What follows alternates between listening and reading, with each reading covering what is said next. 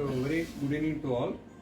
I am Dr. G. Balamurugan, Joint Secretary of Indian Society of Psychiatric Nurses. So this society is a registered professional body registered under Societies Act of Karnataka. So this society has different memberships like life member, those who have completed Masters in Mental Health Nursing, Diploma in Psychiatric Nursing are enrolled to become a life member of the society. We have 2,400 plus life members are there, plus associate life members who are general nurses, and they can, non-mental health professionals can register as associate life members. Around 120 plus life members are registered as of now. And one of the objective of this society is sharing and expertise of the experts to the young generations. To achieve this objective, we conduct annual conferences. Till today, we have conducted 21 national plus international conferences every year. And this year is the 22nd conference. We joined hands with the Institute of Nursing Education, Goa, as a collaborating institution, and this year conference is going to happen in Goa from 24th to 26th February 2023. The theme of this conference is Role of Nurses in Promoting Mental Health Lifespan Approach. So now I request our President, Dr. K. Reddemma ma'am, to talk about the theme of this present conference. Being the founder president, being president from 91 onwards, and every year we choose a theme, and this year we have chosen the theme Role of a Nurse in Promoting Health Lifespan Approach. And to talk in layman's terms, we can call it as womb to tomb approach. Okay, and let us see how nurses can promote mental health from conception till possibility of a defective child or brain defective child, or that can lead to mental health problems later in life. Then I would like you to just think of human growth from childhood. Up to 1 year, the child is not independent, needs to be cared, and we need to support the child till the child starts walking. You observe the child after 1 year starts walking. You try to pick up the child. He will shun you away because of the independence gained in walking.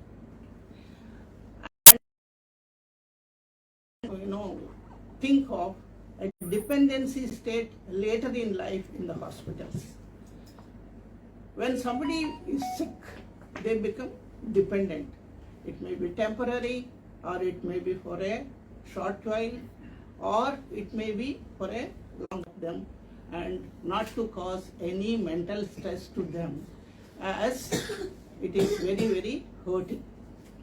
Similarly, the family members also need to understand dependency and independence status. Later on, at the age of 2, having got the independence, they try to assert themselves as individuals, and they would like to assert their independence. You say something to a 2-year-old child, you propose something, they say no. That is not a disobedience.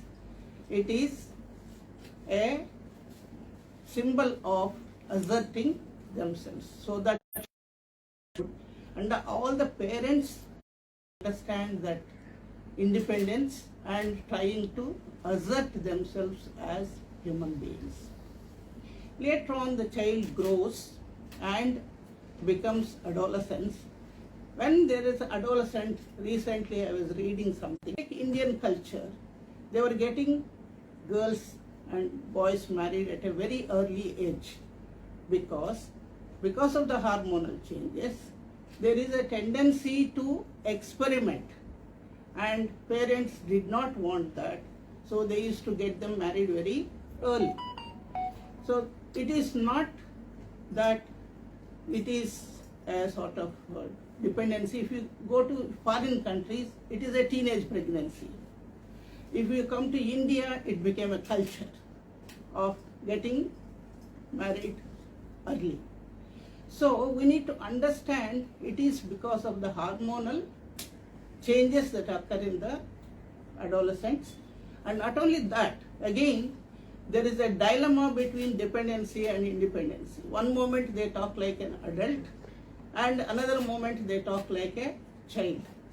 So through this ambivalence during the adolescent period. By the time they become, big enough to join courses, to become a graduate and to have a driving license, so there is an age fixed by the government and achieve something. So each stage in life is an achievement. Then after becoming adult, again a tendency to have intimate relationships, so the marriage, children, that age comes in. After that, achievement is by 35, 40 years. So that is the middle age, and if they don't achieve what they wanted to achieve, it becomes a, their self-respect is not as good as those who have achieved. So the self-respect to be preserved. Not everybody can become, highest possible seat on, but whatever is to be achieved to the maximum potential of each individual to be achieved, and also to have a contentment that what they have achieved. Then nowadays you can see, so elderly are left alone in the villages. From cities to other countries. Those who are educated will go to other countries.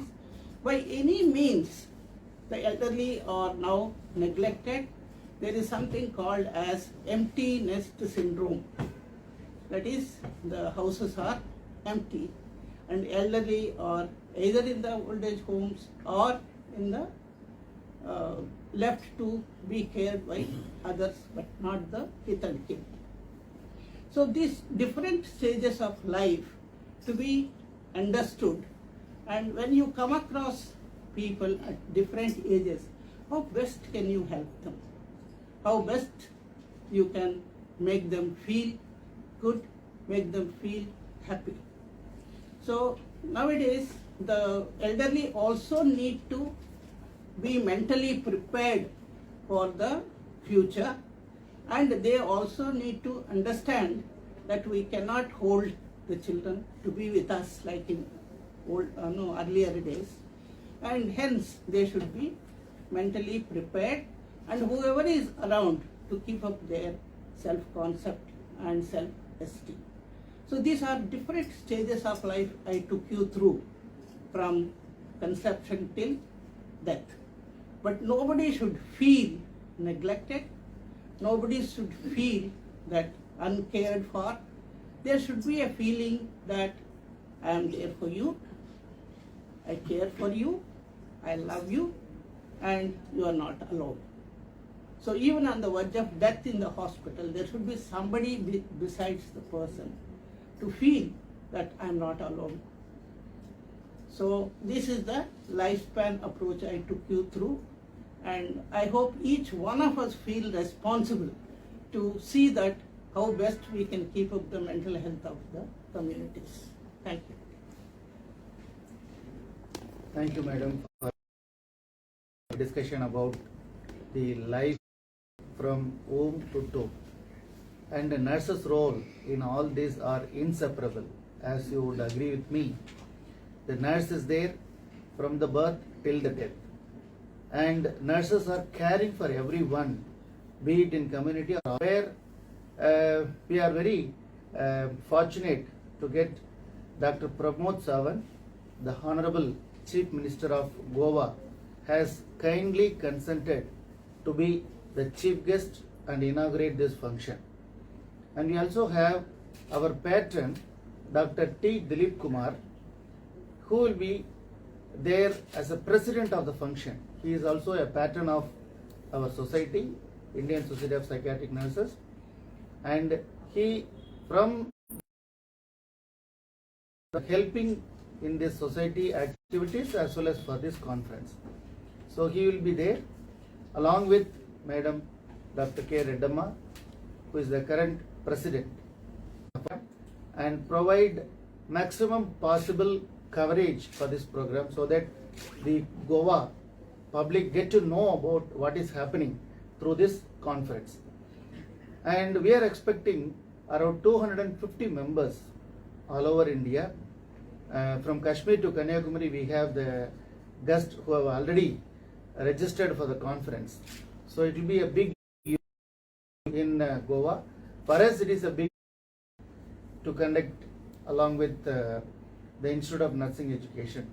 May I now request Dr.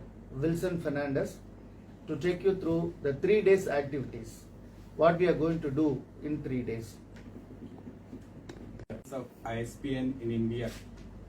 We will have for the 3 days deliberation starting from 24th tomorrow in the morning, and inaugural session will be at 4:30, which will be chief guest will be Dr. Pramod Sawant, our Honorable Chief Minister of Goa.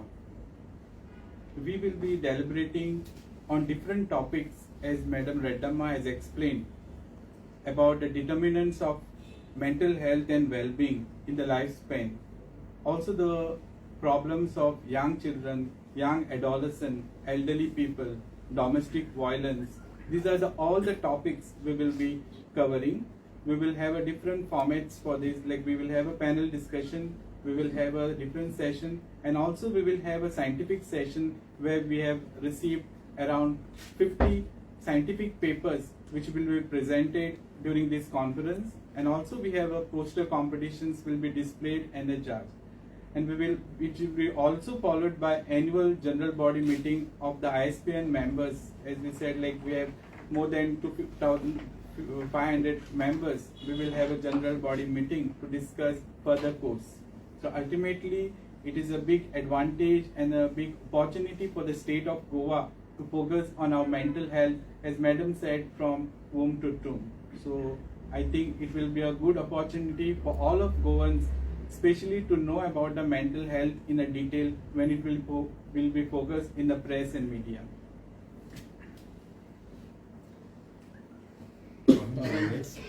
Delegates Around 250 delegates all. on 3 days.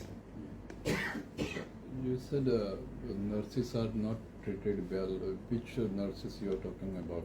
In general, nurses need to be respected Respected. because we respect everybody. Yeah. But the people who are helping us when we are in sick, when we are in pain, when we are bedridden, when we are in the hospital, those are the people to help us.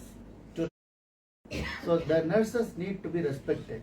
The country which respects nurses will always prosper. You have spoken about the respect. Yes. Have you seen in government hospital the newly Different level. But unfortunately, we have 1:60, 1:40. So when they have to care so many people, they are also human being, So they don't have that much energy to cater. that is So understand. yeah. So the government also should think about providing large manpower to take care of people. They are getting a maximum facilities of the government. You can take around to the hospital government. How they Same everywhere. I'm talking about the whole scenario of the country. May I request you to focus on the positive things? Positive things. Generally what happens, the negative things are blown out of proportion. We don't look at positive things. We just take, for example, in the hospital, so many patients would have got cured and went.